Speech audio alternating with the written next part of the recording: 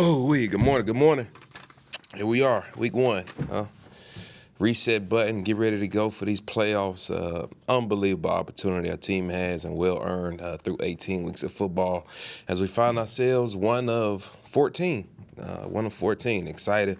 And last Saturday night, we experienced a very special moment for our team and for a very special individual on our team, and Josh Metellus being named the ninth captain. The NFL kind of changed the rules up with Brian O'Neill going down as one of the captains. We were allowed to elect another captain, and so Saturday night, quite frankly, it was almost a unanimous decision on naming Josh Metellus as a captain of the team. Man, I can't say enough about that individual. Having the opportunity to play against him over the past 3 out of the 5 years. You see it from an outside looking in, but now that I've been with this guy on a daily, consistent basis, you see how hard he works. You see how intentional he is about his work, what his process is like, what type of leader he is, how he reacts and is a true teacher in the classroom, and how that portrays over onto the football field. And I just couldn't think of a better individual to earn that honor on our football team than him. And surely enough, his teammates, confirmed that. So special moment for Josh Metellus. Can't say how proud I am of that guy. And we get ready to start the run as we get ready to face a common opponent, team we just played 2 or 3 weeks ago. There'll be a couple of game plan changes here and there, but the personnel overall is kind of still the same for those guys. So we got a great idea of who we're up against, what to expect, and how to attack them. And so with that, we get ready, excited to get U.S. Bank rocking. I'm sure it's going to be an incredible, unbelievable atmosphere, and it'll be a huge advantage for us. How often do you practice that play, like at the end of the first half in Chicago, when you just have to run the kicking unit out and there's no timeout? Oh, the Mayday, yeah. So we call that Mayday. We work that typically. We work that pretty often, at least once a week, or at least try to get it in once every other week as much as we can. And so it's really a great operation. We're just a little bit slow kind of getting off. We end up having a 12th man on the field right there, and TJ Hawkinson. We always kind of talk about running straight off the field, and it was literally like his last step. He kind of veered off to the left, just one little step to the left, which kind of prevented us from getting it off and ended up being 12 men on the field right there. Aside from the 12th man, though, you liked how it was executed? Yeah, well executed, yeah. Overall, it was well executed. Got it done in a timely manner right there. Everybody was set. They gave it to us, but then, went back and had the official review and kind of ended up saying the 12th man. But overall, yeah, it was well executed by those guys. Is that the smallest window you'd try that in terms of time? Yeah, for sure. So typically you want to, perform a Mayday situation when there's about 20 seconds left on the clock. You think the play is usually going to take 4 or 5 seconds right there. You get about 15 seconds to be able to run the field goal team onto the field and execute the field goal there. Going back to the Giants game, that 61-yard field goal, I know guys have talked about, you've seen it a lot in practice, but to do that in a game situation, what does that do for the confidence just in terms of that range? Yeah. You look at it, that gives supreme confidence to G-Money right there. Hopefully it's not a 61-yarder again that's going to require us to win this football game. But, if it is a case, we've been there before, he's been there before, and, you got to feel good about it. There's no elements, no wind. Going back in the U.S. Bank Stadium, it's perfect conditions. So that should give him the supreme confidence that he should have going into this, to feel confident about executing and doing his job at a very high level. How much of the setting do you think played a factor in the misses when you talk about the conditions, Lambeau and Soldier Field? Yeah, for sure. Yeah, quite honestly, we haven't had our best games from a kicker or punter standpoint in those weather conditions in Green Bay or Chicago. But at the end of the day, we're all professionals, and it's on us to do our job at the end of the day. So, we can't make excuses for those guys. It's on them to execute, got to get it done. We did an unbelievable job of preparing, working outside in those conditions and elements, and they performed well. And so it's just got to carry over into game day, and, we got to just trust that process and execute at the end of the day. When you think about the regular season as a whole, could you have imagined so many high-impact plays taking place?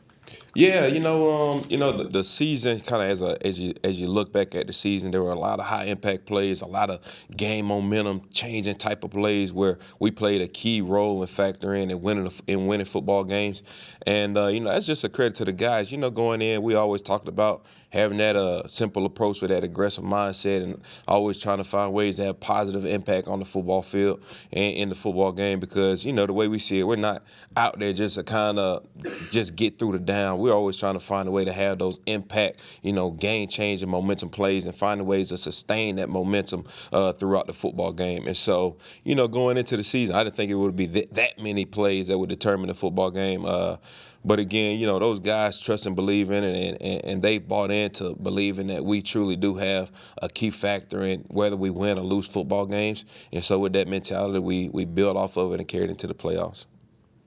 When it comes to Josh Metellus, aside from the obvious blocking punts, how does he impact kind of on a play-to-play basis of special teams? Well, he's honestly kind of like the quarterback of the room as you look at it. We could talk about the intangibles and the tangibles of what he brings into that room, but, the urgency that he has, how he communicates to guys, how he's able to influence and help guys out on what they're looking for, keys to ID on it, and basically allowing guys to think less and react more and quite frankly, just play faster out there, Matt. And I think at the end of the day, you look at a guy like Josh Metellus, he's an unbelievable guy he's an unbelievable football player. He can tackle in space. He does a great job of blocking. The guy he's like a Swiss Army knife at the end of the day. He can block, he can tackle, he can cover. Any and everything you ask that guy to do, he can do it at a very, very high level. And, he's probably been the MVP of the team, quite frankly. Matt, who's the guy in special teams that is in charge of not letting everyone get tight? Ed was saying that it's P2 and Dalvin up front for his guys. Who's the guy in there? Yeah, I would probably say it's Josh Metellus, as you look at it. And, I asked a question to the special team unit, I want to say on Monday about, who's experienced playoff game before. It's probably like a 50-50. But I think the most surprising was actually DePaulo Serpo, who has been in this league now for 9 years and hasn't experienced a playoff game. And so that lets you know how hard it is and how unique of a situation we're truly in as a football team to get to this spot. I think a lot of the times, especially if I'm a rookie, you take these type of opportunities for granted because it's your first year. You win 13 games, and you think things are all sweet and easy in this league. But every victory you had to earn, whether it was a 1 point or a 1 possession game or a 2 possession game, whatever the case may be.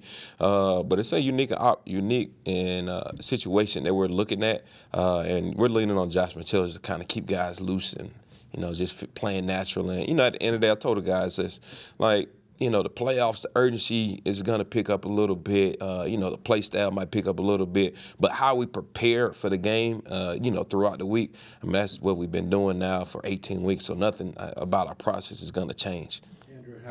Andrew, how excited are you that 106 regular season games and now he's finally going to get his first postseason appearance? Yeah, I'm stoked for that player, man. And you look at it, as a player or as a coach in this league who, spent a lot of time, whether it's, playing or coaching in it, to finally get this opportunity, you got to maximize it at the end of the day. And he's looking forward to it. And, he's been, a little bit more pep in his step and communicating to guys and making sure they're locked in. We're having extra special team meetings just to make sure we're all clear of what our job responsibility is going into the football game. So, he's geeked up about it and excited and get ready to go. And Graham Gano, just how good has he been this year? What kind of weapon is he for the Giants? Yeah, he's a big time weapon. And we kind of talked about keys to victory, and at the end of the day, this game is a mano-a-mano type of game where it's punter versus punter, kicker versus kicker, perimeter versus perimeter, and core versus core. And so, Greg Joseph is competing against Graham Gano at the end of the day. Ryan Wright is competing against the Scottish Hammer at the end of the day. And so we just got to find a way to win those one-on-one matchups and dominate our opponent. Anything else for Coach? Thanks, everybody. Appreciate it. Thanks.